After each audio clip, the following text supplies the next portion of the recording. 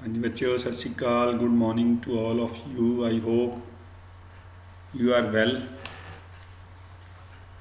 So बच्चों, let me start now class 4th subject English and lesson number 3.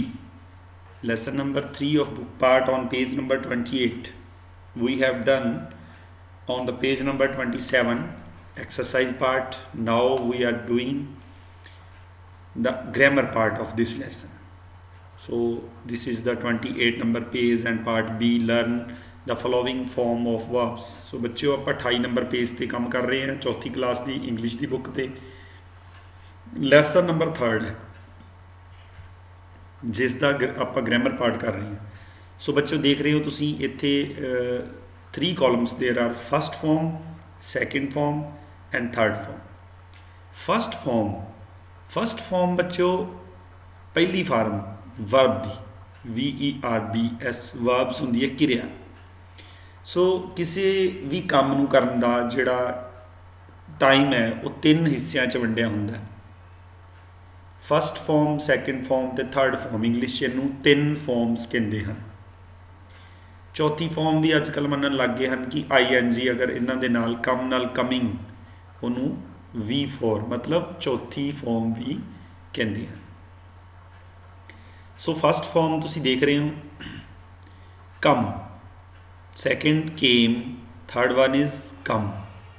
ਇਹਦਾ मतलब first form कम मैंने आना, केम आया, कम आया सी, कट कट कट ये तीनों ही सेम है।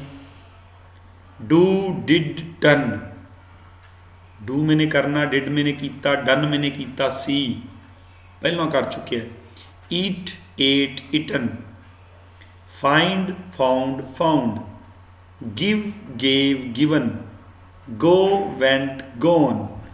हम इतने देखो गो जाना, वेंट मैंने गया, गोन मैंने गया सी चलिया गया। कीप कैप्ट कैप्ट जड़ियाँ इस दे अंदर बच्चों सारियां ही ये फर्स्ट फॉर्म, सैकेंड फॉर्म ते थर्ड फॉर्म तुसी याद करनिया ने, लर्न करनिया और इन्हूं पढ़ना है।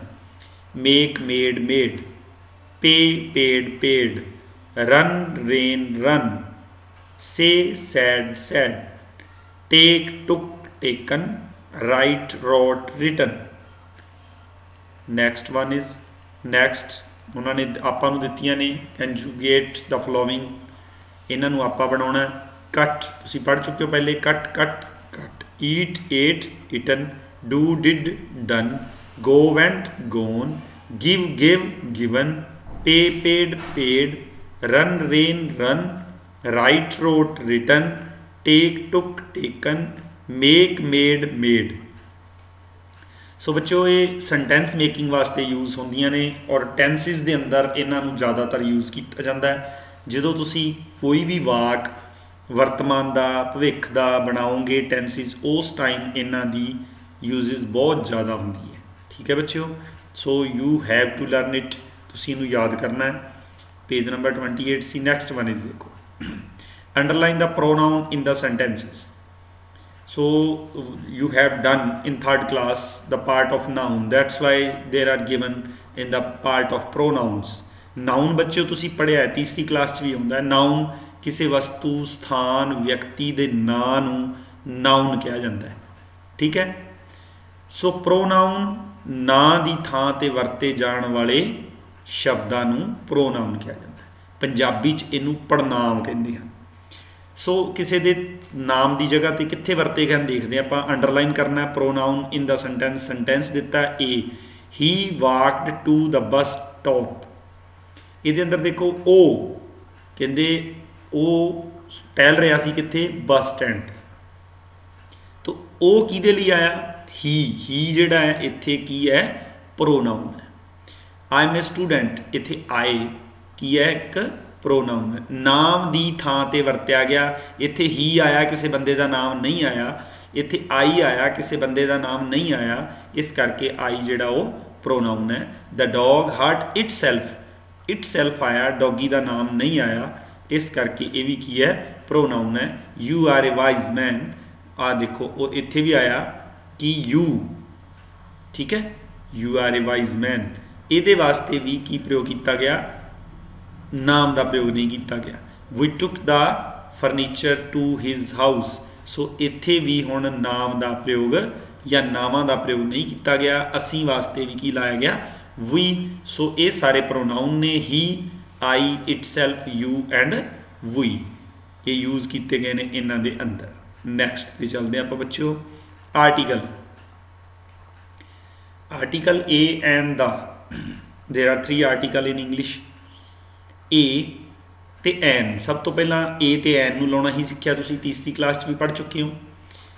जिहड़ा एन है वो यूज़ हुंदा है किसी भी अल्फाबैट, जिहड़े अल्फाबैट दे अंदर, जिहड़ी इंग्लिश दे वर्ड दे अंदर अल्फाबैट की आ जाए, वॉवल। वॉवल किहड़े ने, ए, ई, आई, ओ, यू। अगर इन्हां पंजां तो कोई वर्ड स्टार्ट हो रहा है या उसकी बोलण की साउंड वॉवल वाली है तो उत्थे एन का प्रयोग हुंदा है, ठीक है बच्चों।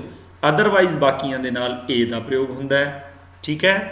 उस तो बाद द, किसी इंपोर्टेंट, जिस तरह लाल किला, ताजमहल, मुंबई, ठीक है, कोई महान चीज़ जिहड़ी खिच का केंद्र है, ठीक है, इंपोर्टेंट चीज़ है, वो किहदा प्रयोग हुंदा द दा। सो इत्थे देखो बुक दिती है, ए बुक आऊगा बच्चों, बी जिहड़ा वो वॉवल नहीं है, ए कैमल, सी भी जिहड़ा वॉवल नहीं है। तो हुण देखो अंबरेला आ गया, अंबरेला दे अंदर की है, यू तो स्टार्ट है, U is a vowel, that's why इत्थे की आऊगा an. Onion, onion is also started from O, O is a vowel, so O एक वॉवल है, that's why there is an, an onion, ठीक है बच्चों। अगे आ गया द का प्रयोग भी दे सकते हैं, ताजमहल। ताजमहल एक अद्भुत चीज़ है जिहड़ी कि सारी की सारी संगमरमर की बनी हुई है, दैट्स वाई ये की यूज़ होंदा द ताजमहल। सन, सन भी एक अद्भुत चीज़ है जिहड़ी पूरी दुनिया को रोशनी कर रहा दे रहा है, हीट दे रहा है, वो लाइट पैदा की जा रही है, तो द सन। सो इस तरीके नाल ए एन ते द का प्रयोग हुंदा है। The E part is some articles have been used incorrectly, कहते इस पैरे के अंदर आर्टिकल गलत यूज़ किए गए हैं। In the following passage cross them, उन्होंने क्रॉस लाउणा, out and write the correct article, cross ला के कहते उन्होंने बाहर कड्डो अते उसकी जगह पर सही आर्टिकल नूं इत्थे फिट करो। पढ़ते आप बेटा, वन मॉर्निंग, एक सवेर, as Surjit was walking to school, Surjit जिहड़ा है स्कूल वल जा रहा सी, ही सा एन बिग ब्रोकन बॉक्स। हुण इत्थे बच्चों आया एन लाता उन्हें बिग दे नाल, बी आई जी, बी तो शुरू होने वाले लैटर दे नाल एन नहीं लग सकता, ठीक है, की लगूगा ए। सो मैं इनू गोला करता, जिहड़ा सही है मैं बाहर लिखता ए बिग ब्रोकन बॉक्स आऊगा, out of a broken box. हुण फिर उन्हें ए ब्रोकन बॉक्स लाता। देखो इत्थे ब्रोकन बॉक्स है ना जिहड़ा, वो इंपोर्टेंट चीज़ बन चुकी है, इस करके इत्थे आऊगा द ब्रोकन बॉक्स, ठीक है। देयर फेल द एग, हुण देखो एग ई तो स्टार्ट होंदा है, तो E is a vowel, that's why here an आना सी, रॉन्ग हो गया ना the. Next what a egg, फिर ए लाता उन्हें, तो की आऊगा इत्थे ए, ई तो स्टार्ट हो रहा है, ई एक वॉवल है, दैट्स वाई हेयर एन आऊगा। It was as big as Surjit when he pushed it, an egg again सही लाता, Surjit rolled it all the way to school. हुण इत्थे बच्चों 3-4 जगह ते गलत सी, एन उत्थे ए आना सी, ए दी जगह ते दा आना सी, दा दी जगह ते एन आना सी, ए दी जगह ते एन आना सी। आपां इन्हां नूं करैक्ट कर लिया, you also make it. Commands ने, कमांड्स होंदियां ने कुछ चीज़ां तुहानूं आर्डर देने, गो टू योर सीट, आपदी सीट ते चले जाओ, सिट प्रॉपरली, ठीक ढंग नाल बैठो, keep your books on the table, आपदियां किताबां टेबल के उपर रखो, ठीक है बच्चों। Next one, read the words aloud, listen carefully, try to identify the different sound of C, for example C in cat sound के and C in ice cream sound S. कहते थले दिते हुए वर्ड्स नूं तुसीं ध्यान नाल पढ़ना है, और इस दे अंदर सी दी साउंड नूं देखना, डिफरेंट साउंड आउणगियां। सी नूं के भी पढ़िया जाता है, साउंड के दी भी कढ़दी है, का दी मतलब, तो सी दी साउंड एस दी भी आउंदी है। देखांगे आपां कित्थे एस आउंदा कित्थे सी आउंदा है। तो फस्ट लाइन के अंदर मैं इत्थे टिक लाता, के दी साउंड वाला आ वाला लाइन है और एस स दी साउंड वाली आ वाली लाइन है। देखांगे C A T cat, C O R N corn, C O M B comb, C A K E cake, C U B cub, C O P cop, C O L D cold, C A R D card. Next one is I C E ice, C I T Y city, R I C E rice, F A C E face, P R I C E price, C I R C L E circle, P E N C I L pencil, C Y C L E cycle. हुण देखो बच्चों इत्थे की आया, स S दी sound आई सी दी, इस जगह ते की दी साउंड आई, के दी साउंड आई। और साइकिल दे अंदर दोनों साउंड्स आईयां ने, सी वाई सी एल ई, पहली सी ते दूसरी सी, एक सी स दी आवाज़ कढ़दी है साई, दूसरी सी की दी आवाज़ कढ़दी है क दी। नैक्सट है बच्चों रीडिंग प्रैक्टिस, माई फादर। तो mister Vinod is my father, तुसीं आपदे पापा का नाम लिखना इत्थे, मिस्टर विनोद की जगह पर आपदे पापा का नाम लिख लोगे। ही इज़ 40 ईयर्स ओल्ड, कहते mister Vinod is my father, mister Vinod मेरे पिता जी हैं, किताब के अनुसार दस रहे हैं बच्चों। Second one he is 40 years old, उन्हां दी उम्र 40 साल है। तीसरा नंबर है ही इज़ ए डॉक्टर, वो एक डॉक्टर हैं। चौथा है he is dedicated to his profession, वो आपदे प्रोफैशन के प्रति समर्पित हैं। पंजवा है he is very hard working, वो बहुत ज़्यादा सख्त मेहनती हैं। ही आलवेज हैल्प्स, वो सदा सहायता करते हैं the needy and the poor, जरूरतमंदा अते गरीबां दी। सो बच्चों तुसी इस माई फादर नूं इसनूं भी पढ़ना है अते आपदे कोलों आपदे पापा बारे भी लिख सकते हो। देखो इत्थे जिहड़ी मेन चीज़ है ही इज़ 40 ईयर्स ओल्ड, सही है, कॉमन है, इत्थे ही आ जाऊगा। पहले तुसी आपदे पापा का नाम चेंज कर सकते हो। तीसरा है ही इज़ ए डॉक्टर, तुसी he is a farmer, he is a shopkeeper, doctor नूं कट के ला सकते हो। चौथा भी सही है, पंजवां भी सही है, तो छेवां भी सही है।